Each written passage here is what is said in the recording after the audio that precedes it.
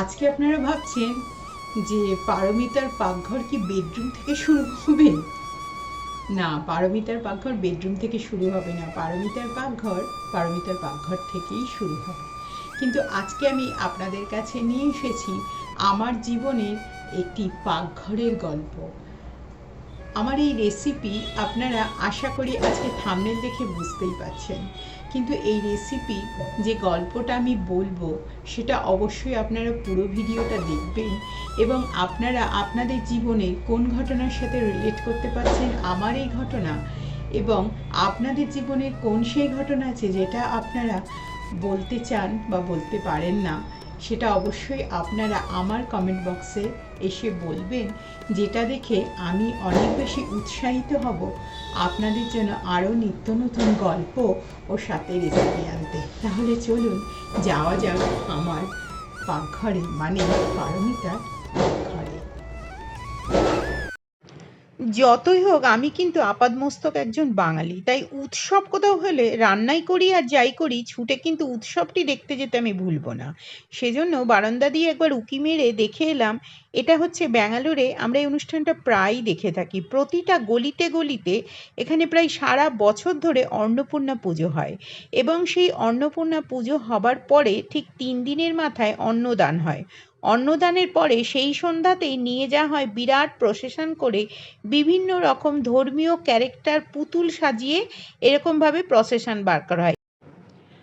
কচু, ময়দা, চিনি আর তার সাথে একটু চালের গুঁড়ো আর একটু এলাচের গুঁড়ো আর একটু সামান্য নুন দিয়ে একটি অসাধারণ রেসিপি আজ আমি আপনাদেরকে বানিয়ে দেখাবো। আর একটু খাবার সোডাও রয়েছে। কিন্তু এই রেসিপিটার পেছনে রয়েছে আমার একটি জীবনের অসম্ভব ভালো গল্প। আমার মনে হয় আমাদের প্রতিটি মেয়ের জীবনে এই গল্পটি কোথাও না কোথাও রিলেট করছেই। আমার মনে হয় আপনারা সবাই আমার এই গল্পের সঙ্গে জুড়তে পারবেন। তাহলে শোনা যাক আজকে আমার এই গল্প কি। সালটা হলো 2000 সাল, যখন আমি প্রথম বিয়ে হয়ে আমার গ্রামের শ্বশুরবাড়িতে গিয়েছিলাম। সেখানে প্রথমবার শাশুড়ি মায়ের কাছে আমার কিছু কথোপকথন হয় এই রান্না বিষয়ে। বিয়ের তখন সময় মাত্র 7 দিনও হয়নি, 5 দিন হবে। আমার শাশুড়ি মা আমাকে হঠাৎ জিজ্ঞাসা করলো, তুই রান্না করতে পারিস? এখানে আমি রয়েছি পারমিতা আপনাদের সঙ্গে। আমি বললাম, হ্যাঁ আমি রান্না করতে পারি তো। বললো, কী পারিস? আমি বললাম, আমি বিরিয়ানি পারি, চিকেন পারি, এটা পারি সেটা পারি, খুব ভালো ভালো রান্নার নাম বলে দিলাম।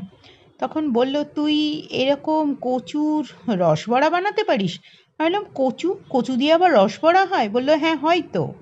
তো সেই রেসিপিটি আপনাদের সামনে নিয়ে এসেছি। কিন্তু কেন এই রেসিপিটা আমি নিয়ে এসেছি সে গল্প বলার আগে বলি, কচুটাকে ভালো করে একটু লেবুর জলে সেদ্ধ করে নিলাম, কচুটাকে চিড়ে নিয়ে। কেননা কচুর মধ্যে যদি গলা চুলকোবার একটুও জায়গা না থাকে সেই ব্যবস্থা করে নেওয়া হলো। তারপরে সেদ্ধ কচুকে ছাড়িয়ে তার মধ্যে সমস্ত ইনগ্রিডিয়েন্টসগুলো এক এক করে দিয়ে ভালো করে মেখে এরম গোল গোল বড়ার মতন পাকিয়ে তারপরে একটু ময়দার মধ্যে এপাশে ওপাশে একটু রোল করে নিলেই তৈরি হয়ে গেল কচুর বড়ার যে মেন ইনগ্রিডিয়েন্টসের মধ্যে যে সাইজটা দেয়া হবে সেটা। তারপরে আমি বললাম যে হ্যাঁ আমি তো কচু সে আবার কীরকম হয়? বলল, কচু কিন্তু অসম্ভব ভালো একটা খাবার। আর জানিস এটা আমি কার কাছ থেকে শিখেছি? আমি বললাম, কার কাছ থেকে? বলল, আমার মায়ের কাছ থেকে। তখন আমি অবাক হলাম যে কচু দিয়ে রসবড়া? বলল, জানিস এই খাবারটা এই কারণেই বানানো শিখেছিলাম, কারণ আমরা অনেকগুলো ভাই বোন ছিলাম এবং সেই ভাই বোনদের মধ্যে আমার মা কখনোই রসগোল্লা পান্তুয়া বাজার থেকে কিনে এনে খাওয়াবার পয়সা ছিল না। তখন সেক্ষেত্রে আমার মা বিভিন্ন বুদ্ধি খাটিয়ে যাতে আমাদের সবাইকে পাতে 3-4টে করে মিষ্টি দিতে পারে সেজন্য এই রসবড়া বানিয়েছিল। এবং এটা পুষ্টিগুণে অত্যন্ত স্বাস্থ্যকর এবং ভিটামিন ও প্রোটিনযুক্ত একটা খাবার, যেটা হয়তো আমরা ভাবছি যে কচুর রসবড়া সেটা আবার কীরকম স্বাদ হবে। না, সত্যি আমি একেবারে আপাদমস্তক একজন শহুরে মানুষ হয়ে গ্রামের শ্বশুরবাড়িতে গিয়ে এটা খেয়ে শাশুড়ির হাতে অবাক হয়েছিলাম। আজ অনেক বছর হলো তিনি আমাদের মধ্যে আর নেই। কিন্তু তারপরেও তার স্মৃতিতে আমি মাঝে মাঝেই তার রান্না করেই থাকি। তার মধ্যে এই রেসিপিটি একটি অনবদ্য রেসিপি। প্রথমে ওই যে গোলগুলো পাকালাম সেগুলোকে সাদা ডুবো তেলে না পারলেও একটু অল্প তেলে ভেজেই নিচ্ছি। কারণ আমার শাশুড়ি বলেছিল খুব বেশি তেল খরচা করার ক্ষমতা আমাদের তখন ছিল না। তো সেই কথা মনে রেখেই তার মতনই আমি রেসিপিটা বানাচ্ছি। দেখুন কচুর এইগুলো খুব সুন্দর করে ভেজে নিলাম, কিন্তু আজকের রেসিপির সম্পূর্ণ ক্রেডিট আমার শাশুড়ির। তো এই রান্নাটা করে আমি আমার হাজব্যান্ডকে দিয়ে বললাম যে কেমন লাগছে, চিনতে পারছো খাবারটা? বলল হ্যাঁ চিনতে পারছি তো, এটা আমার মায়ের হাতের, মানে আমার দিদার হাতের কচুর রস পড়া।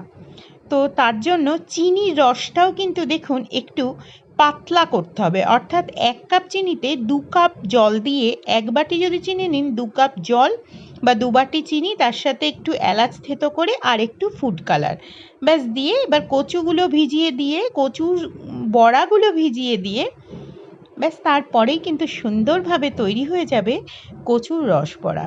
এবং আমার মনে হয় আমার মতন আপনারাও আপনাদের বিয়ের পরে এরকম ছোট ছোট নিশ্চয়ই কোনো না কোনো স্মৃতি হাতড়ে এরকম স্মৃতি বার করতেই পারেন। যাদের শাশুড়ি মা আছে তারা এখনও উপভোগ করছেন, যাদের নেই তারা কিন্তু এখনও আর পাচ্ছেন না, কিন্তু স্মৃতির পাতা থেকে উজড়ে দেখুন আপনারাও খুঁজে পাবেন আপনাদের বিভিন্ন স্মৃতির রান্না। এবারে এই কচুর রসবড়াটাকে বেশ সুন্দর করে ঢাকা দিয়ে আমি প্রায় 2-1 ঘন্টা মতন রেখেই দেবো।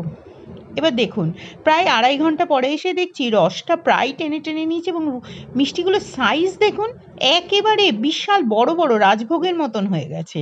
কে বলবে এটা কচু দিয়ে তৈরি? তাহলে দেখছেন তো বাঙালির আমাদের ঘরে ঘরে কত সুন্দর রেসিপি রয়েছে, যে রেসিপিগুলো সত্যিই ভুলে যাওয়ার মতো নয়। এবং আমার স্মৃতির পাতায় অনেক অনেক রেসিপি রয়েছে। এরকমই আরেকটি রেসিপি হচ্ছে, যার নাম হচ্ছে মোচার বড়ার তরকারি। আমি আগেই রেসিপিটি দিয়েছি, সেই রেসিপির লিঙ্কটা আমি দিয়ে দেবো। ওটাও আমার শাশুড়ি মায়ের হাতের রেসিপি, সেও এক অভূতপূর্ব রান্না। তাহলে আশা করি আজকে আমার এই কচুর রসবড়াটা একদমই আপনাদের ভালোই লেগেছে। এছাড়াও আপনারা কচুর তো অনেক রেসিপি দিচ্ছেন, গাঁটি কচুর এই গাঁটি কচুর ওই, কিন্তু আমার এই রেসিপিটা, মানে আমার শাশুড়ি মায়ের এই রেসিপিটা তার বৌমার হাতে কেমন লাগলো আপনারা কিন্তু কমেন্ট করে লিখতে কখনোই ভুলবেন না। তাহলে আজকের মতন এই পর্যন্তই রইল।